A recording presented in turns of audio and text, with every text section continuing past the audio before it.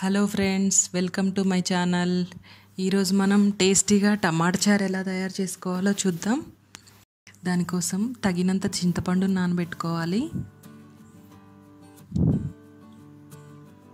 ఒక 4 టమాటాలని ఇలా ముక్కలుగా కట్ చేసి పెట్టుకోవాలి. కొన్ని పచ్చిమిర్చి, ఆనియన్ని కూడా కట్ చేసి పెట్టుకుందాం. ఇప్పుడు ఒక మిక్సీ జార్ తీసుకొని ఈ టమాటా ముక్కల్ని గ్రైండ్ చేసుకోవాలి.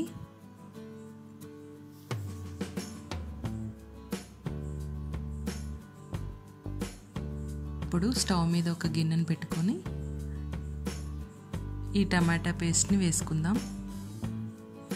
ఇప్పుడు దీంట్లోకి మనం నానబెట్టుకున్న చింతపండు రసాన్ని పోసుకుందాం. ఒక గ్లాస్ వాటర్ యాడ్ చేసుకుందాం.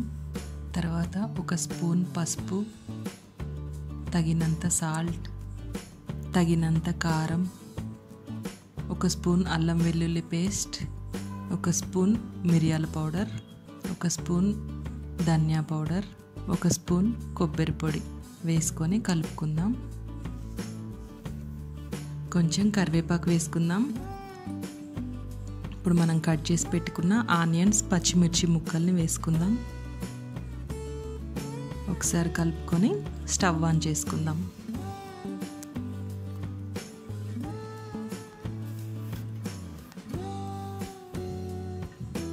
ఒక 15 మినిట్స్ మనం ఈ చారుని మరిగించుకుందాం. ఇలా మరిగిన తర్వాత స్టవ్ ఆఫ్ చేసుకొని ఇప్పుడు తాలింపు పెట్టుకుందాం.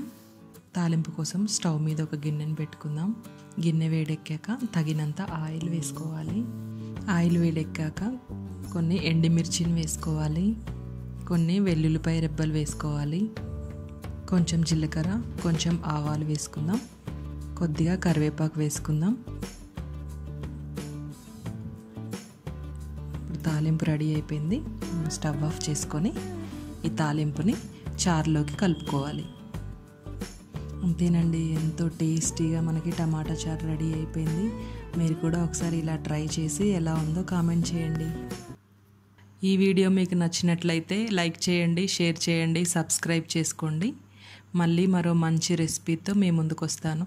Thanks for watching.